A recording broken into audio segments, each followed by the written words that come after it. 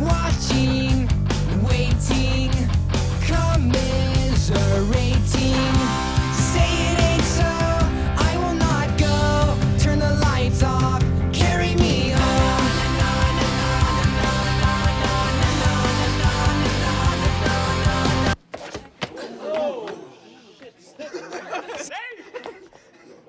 I have to go, I'm so sorry.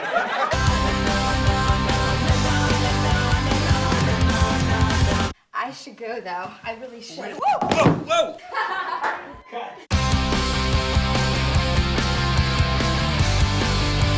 Let's see if I can win the teddy bear!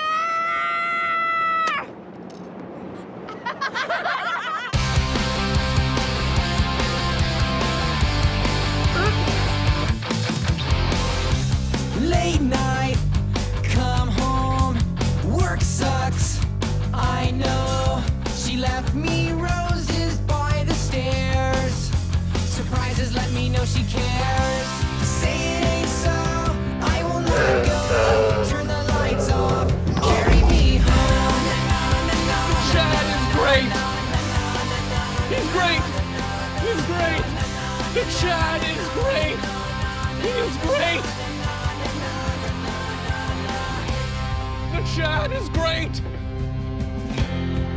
The Chad is stuck.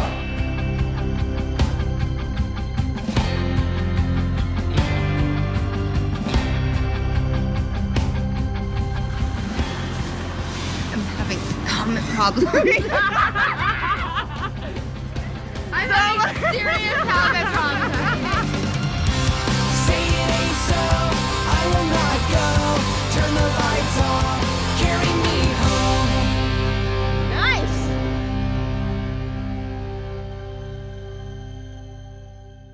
Who's at you? Yeah, that's hot. There's no doubt that's hot, but I want to get all this extra special sauce in the middle. I would love to say, here, you throw over there. What? Slap. It's like, then throw them to there, break that mirror, leave a shot of you like this, just like landing like this, hand on hair. It's the whole room, it's just like insane. See everybody! Hey!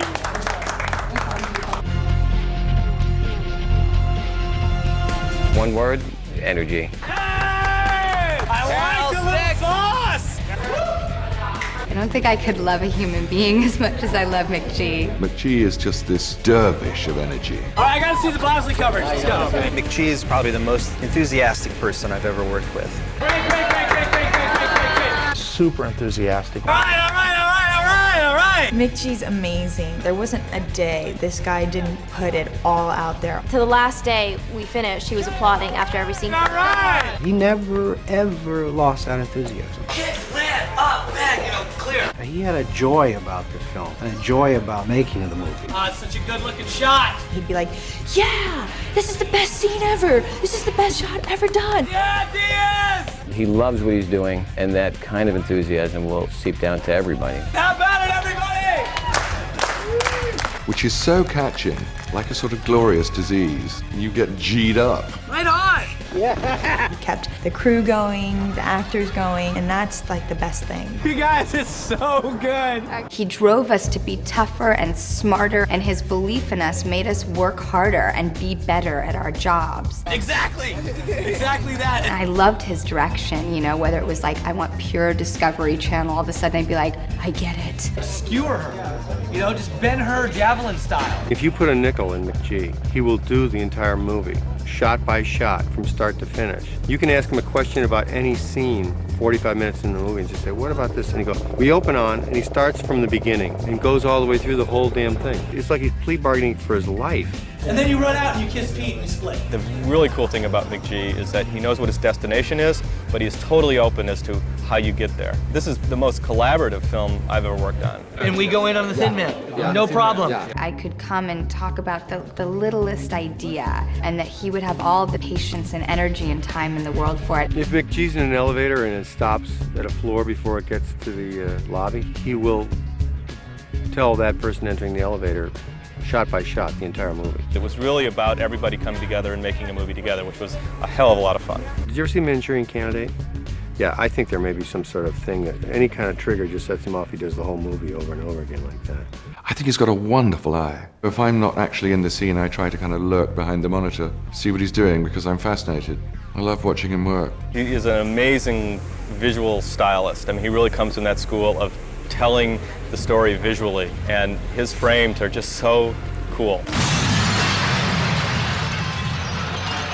His vision of the movie was so great and so much fun, I was immediately won over. He had a very, very sure sense of visually what he wanted to do and the tone for the film. Cut it! All right, we gotta get a little more stillness out of the background, we'll be good. I just found myself sort of naturally more drawn to the stuff that's more celebratory and just explosive and colorful and exciting and funny. It's fantasy. It's theater and film is fantasy and just sort of a bit of escape. Charlie's Angels is never going to be Othello, and as it shouldn't be. It's a fun, just ode to joy kind of Papa Wheelie kind of movie. I mean, you got Drew, you got Cameron, you got Lucy, you got Bill Murray, you got action, you got color, you got California, you got bikinis and speedboats. I like split screens. I think about the Bond films. I think about Austin Powers. I think about The Matrix. I think about the great MGM musicals.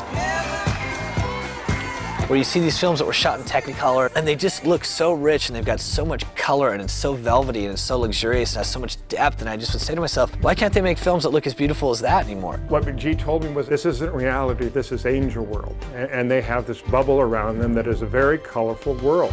There's a scene where Natalie is dreaming. You know, just the color palette of that, I just wanted to be very syrupy, heavy, velvety colors all around the edges of the frame, so your eye would go right to the center of the frame, right to her. The racetrack, for example, the Angels, of course, surprise, have this, you know, American flag, red, white, and blue race car, and their suits are boldest blue, and there's a scene where the girls are rocking out in like a rock and roll band. We use a gigantic American flag, so we have, you know, the red, the white, the blue just pumping, and the girls have sparkly guitars and clear plastic John Bonham drum sets. We wanted to take every element of filmmaking and just turn it to 11. That's a cinematographer's dream, to know that one has tremendous freedom to experiment with texturing one scene as a blue scene and then just hopping over and doing a scene in the red. We just went for as much sort of just impact and just punch as possible. What's McGee's real name? It's like Donald Rosen or something like that. Overall, when you say his name, you can't not smile. And his positivity kind of took us through the whole movie. I think it was an honor to work with him. He's Joe McGinty. No, McGinty's his middle name. I have a love and a loyalty towards this man because I continued without doubt to trust his instincts. Maybe he's hiding from something like the Lone Ranger. I don't know what the story is. Yeah, that's the one I need. Cut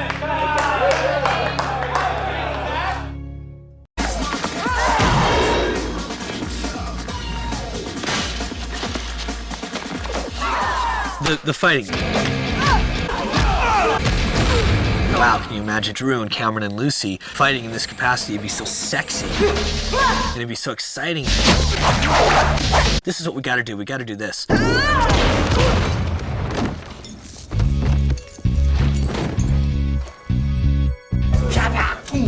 Chun Yan, who, you know, we all refer to as the master, because he's certainly a master of designing martial art film. He and his brother Wu Ping, who did, you know, The Matrix and came up with Jackie Chan in the 70s and Hong Kong cinema. When we met with Chun Yan, we were so excited about his particular style that it had to be Chun Yan. Oh, yeah! In the beginning, when he first met the actresses, he was quite concerned. And I thought there would be a lot of difficulties. What he wanted out of the cast was not money first, but was commitment. Because you can't go halfway on this. If you want us to train you, you have to commit to it. I'm down for that. We're like, absolutely, we'll do it. Training starts off as like you think that you're going to become a kung fu master because you're being trained by these kung fu masters. But really what it is that they're just conditioning you. And that means the basic strength training, flexibility training, and then the wire training. They worked us for 3 months, 8 hours a day. 5 or 6 days a week. Which is so long. The days are so long. They were really put through the ringer. I emphasize in Chinese, it's called eating bitterness, which means go through pain, be tough, be strong. And they were willing to eat the bitterness. The first day I was like, excuse me, something you need to know. I can't touch my toes. And And of course, by the end of the day, my forehead was down on my knees, just crying, just literally crying tears. So how do you feel, drool? You have to stand in horse stances where you're, bent down on your knees and you're balancing all your body weight. Definitely been very painful, extremely painful experience. I can barely move my legs now. I was more flexible when I walked in the first day. Your knuckles would be broken with bloody vessels and you just thought, yeah, that's so hot. You sweat, you bond, you learn things that you never thought that you could do.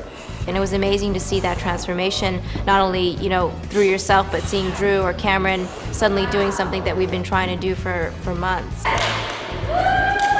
The improvement was much better than originally expected. We do photo shoots where it'd be like, Drew, let's see a kick. And here's Drew Barrymore, who you think, Drew Barrymore, fuzzy animals and cuddly toys. You just see all these like big burly grips kind of stand back like, holy shit, look at this girl, man, she'll kick your ass. Drew is a barroom fighter. Cameron is fantastically elegant. She's very fast with her moves and her spins and everything else. And Lucy is a mixture of the two. They've all got their own sort of threat. They catered to that. They saw what we were capable of and gave us those things to accomplish. I wasn't so great at the kicks. I was good in the wires. Over the years, the Hong Kong people have developed this art. It has to do with the legendary traditional Chinese literature where there are a lot of people flying around, jumping up and down. So to match that imagination, they developed this art. It's all wires. People are like, you jump so high in the air. And it's like, yeah, you jump, but you have a little bit of help. It's 3 guys on the other end of a rope pulling you up like this. Let's go, There is a scene where Drew Barrymore, she had to kick 2 bad guys.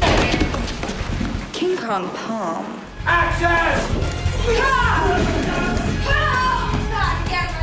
We filmed probably 20 times, and each time was so painful for her, but she kept on doing it.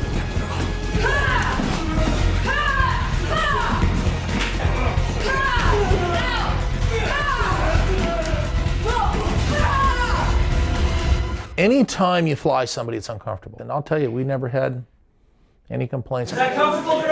Feels so good. The very first day when we were doing martial arts stuff, I had this freaky flashback to my dad, who was like a football coach and sort of a disciplinarian. I'm like, Barrymore, you will perform like a champion today. All right, Lucy, really dig into it. Dig into it. Chun Yan is so quiet and reserved, and just kind of would go up to the girls and just speak to them very quietly, and that would, have infinitely more impact than me doing cartwheels and trying to get them all fired up. You kick me, face it, you hear, you throw over there. I was just all pops and clicks, but fortunately I had Chun Yan to go in there and make it happen. Yeah! Shooting the stuff with wires is very challenging because you can only get very small bits at a time. Cut! Woo! I love that! It's nice having the experience of Chun Yan sort of standing over your shoulder. We shared the same passion for ultimately getting it exactly where we knew it needed to be. If Cameron, needs to kick Crispin in the chest, he wants perfect extension out of her leg and he wants the toe pointed this way instead of pointed this way because it's more beautiful and more correct and respectful of the ancient traditions and arts, and these girls gotta look beautiful and kick ass.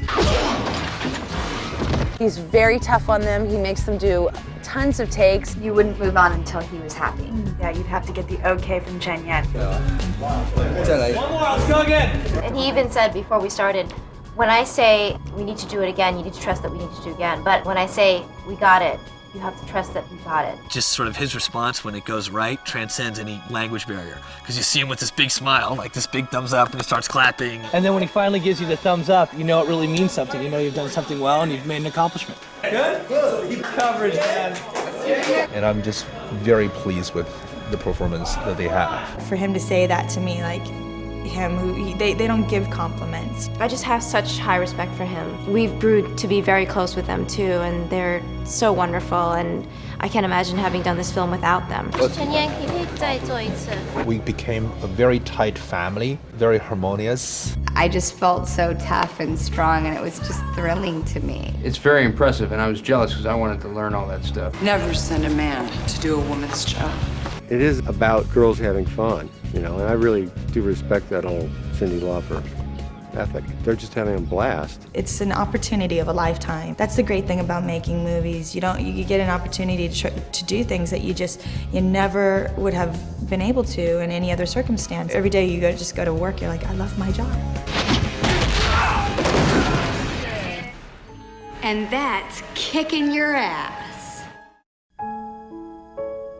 There's the world that you and I live in, and then there's the angel world that has its own rules. An extra beautiful place, a heightened reality that was ultimately grounded in reality. Each scene, had its own signature. I wanted it to feel like a gigantic storybook where you were turning pages. You remember the scene at the racetrack, you remember Cameron's dream, you remember Lucy inside of a chrome Airstream trailer, the Swiss Miss yodeler scene. You would never confound this page with the current page with the page that's about to follow. So that gives you a certain freedom to go all the way. We decided at the very beginning to try and hit a style cooler and sillier and Saturday morning cartoonish, which was fun, not so high style. And colors were fun and joyous. And we talked about reds, and we talked about golden yellows, and we talked about monochromatic sets. And so we hit a tone that we knew right away which was there. And it wasn't something that we'd seen before. To recreate the Townsend agency, but not like what you saw in Charlie's Angels, was a fun and very difficult task. So I took the basic floor plan and said, well, what would have happened? What would have happened was that Charlie, even if he never shows up at the place, he would have called the decorator and said, go down there and fix my place up. I'm tired of this old crap. We put modern art on the walls, and the couches became really stylized and cool. Everything took on a really wonderful, clean look. There were some similarities, like the screen that comes down out of the ceiling, but it was all brought up to present time. Excuse me, I have to take a phone call. Good morning, angels. Good morning, Charlie. That's the essence of Charlie. That's the embryo of Charlie's Angels. And I just want the speaker box to be reminiscent of home. We searched out that particular model and brand of speakerphone. I called one of the prop houses, and they happened to have the speakerphone. So we found what we believe is the original speaker box from Charlie's Angels, the TV show. Dylan, Alex, Natalie, I hope you're rested and ready for your next assignment.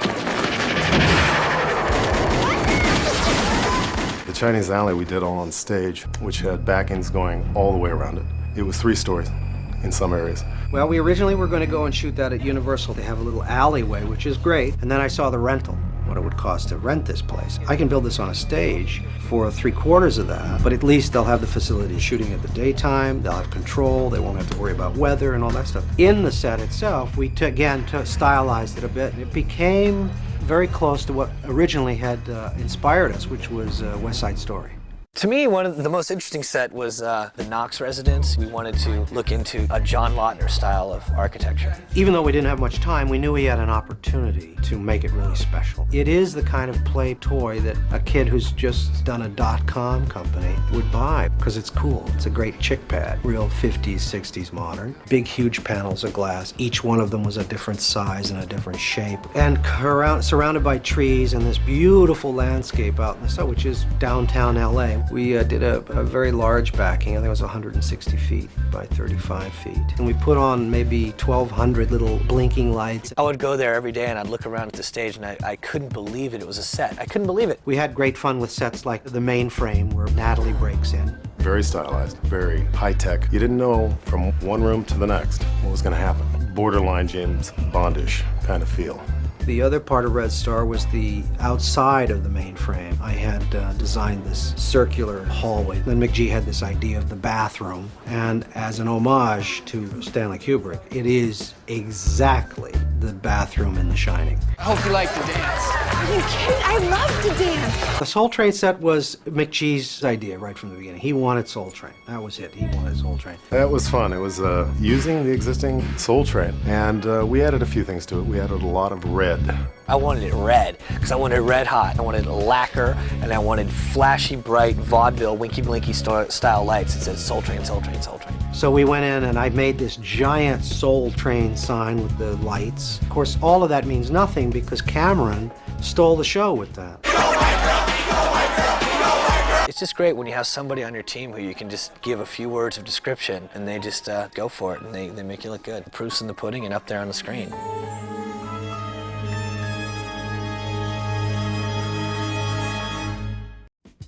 That's a very nice costume, young lady. What do you find most engaging about the three angels? Their wardrobes.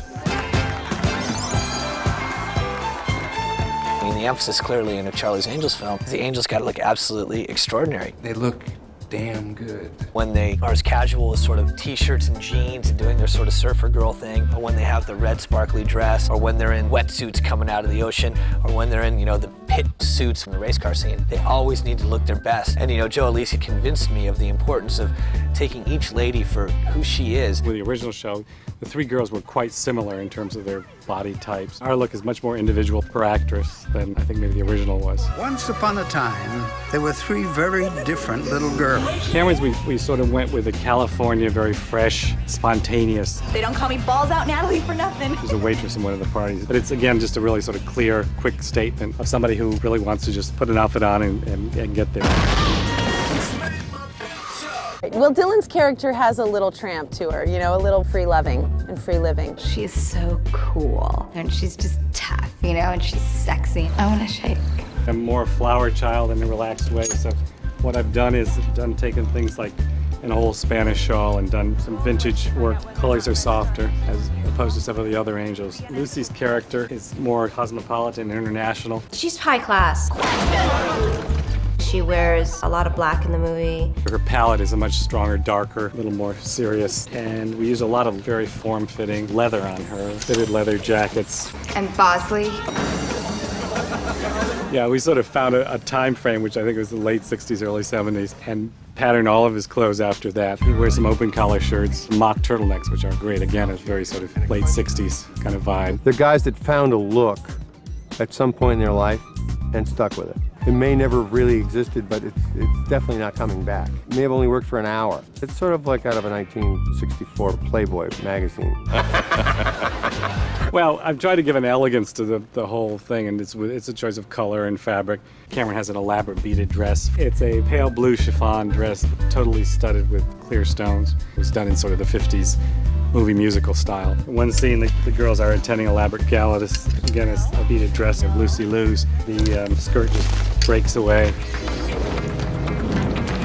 So it's been fun to try to design things in several different modes, both elegant and fashionable and still ready for action. And what's your favorite outfit that Alex wears? The car outfit. With the red, white, and blue stars? That's my favorite. You like that one? Oh, yeah. Oh, come undone.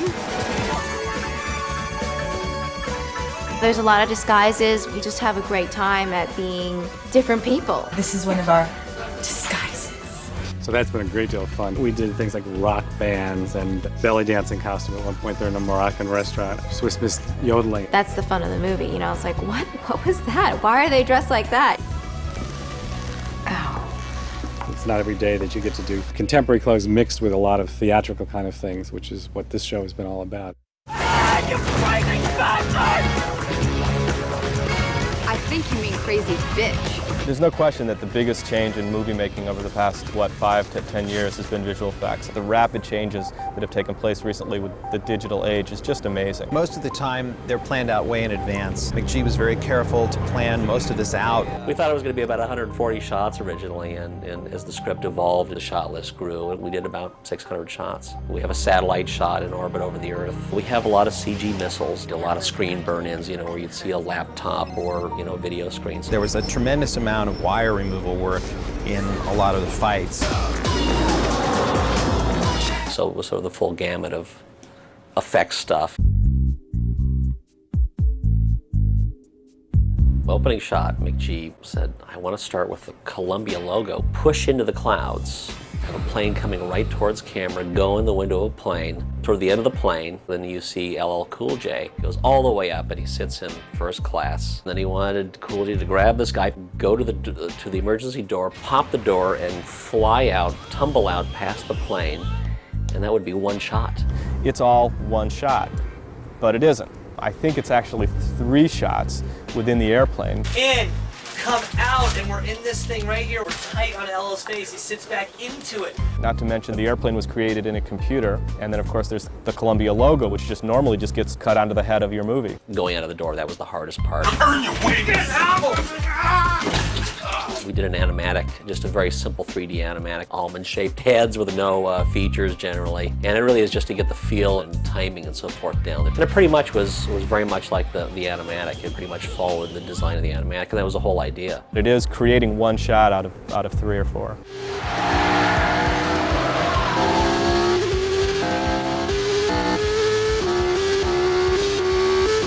Well, with the racers, we had to build cars that could crash.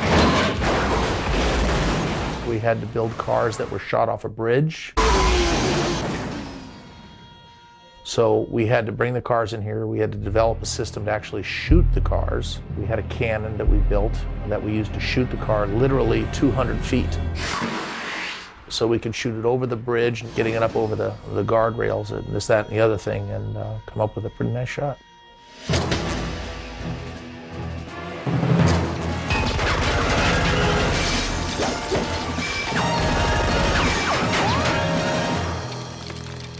I just wanted so many bullet hits in there. I'm like, Paul, I just want you there for weeks just loading in all these bullet hits. I want so many bullet hits. I want the Swiss cheese. I want it to just be riddled with bullets. So we had to rig the exterior of this Airstream trailer with some 2,000 bullet hits.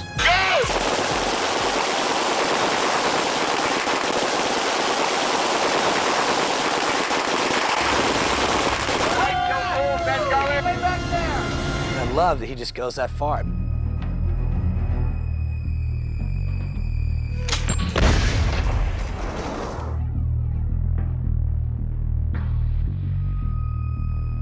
So I did a few animatics. I'd show him, we'd sort of work it out, and he was shooting at the time, so I'd bring it out on a laptop.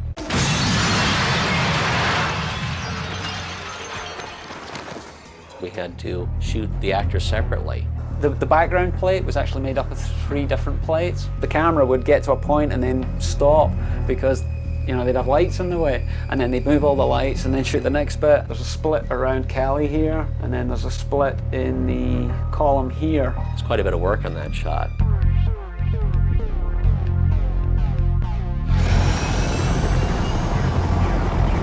There was 2 parts of the helicopter. See, there's a live action part of the real helicopter flying around. We just did a lot of rigging and had guys hanging off it and all, stunt people.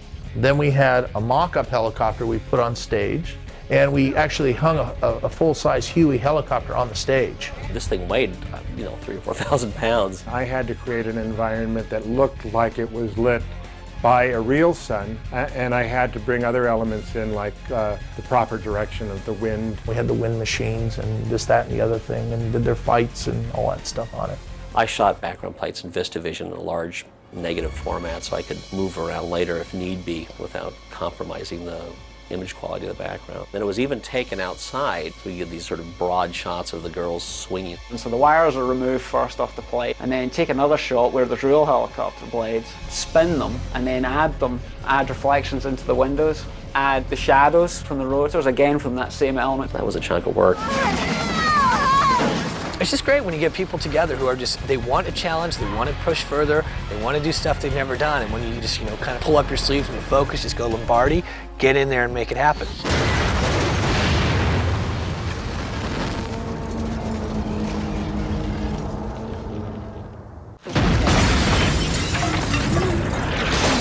The explosions that we did, we blew up what was the Townsend Agency. We did that over in the back lot at Universal. Where I was just like, Paul, you know, more is more. You know, I mean, when something blows up, I want you to blow it up. Well, how did he put it? I want to get banned from this location. I want these people screaming. I want, you know, people furious with us that we pushed it way too far. Push it, push it, push it. Raise the bar. Bigger, more explosions, more gas, more fire, more bullets, more bang, more, you know, volume, more noise. I said, oh, okay.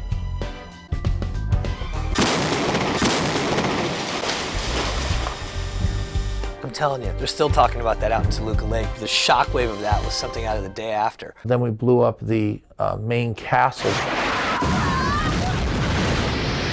And that was a big structure. It was some 40, 50 feet tall. He just went bonkers. I mean, people heard that for like 30 miles in every direction. It looks like it was done as a digital effect, and in reality, it's a real shot. We actually had 3 extras jumping. The explosion got so close to them that I was really concerned for them, but nobody was injured. It looks great. I love a guy who just goes crazy and never really grew out of that adolescent phase of loving to blow shit up. I'm right there with you, Paul. We had to shoot the Chinese alley scene, for example, you know, in tiny little bits and pieces. You'd set up for, you know, an entire shot that really just got, you know, a moment. And I think it's interesting if you look at them bit by bit and piece by piece and you see it with the harnesses intact and you can see what the girls were subjected to in order to get it to look right. And then ultimately you go in there and you take out the wires and you get the finished result.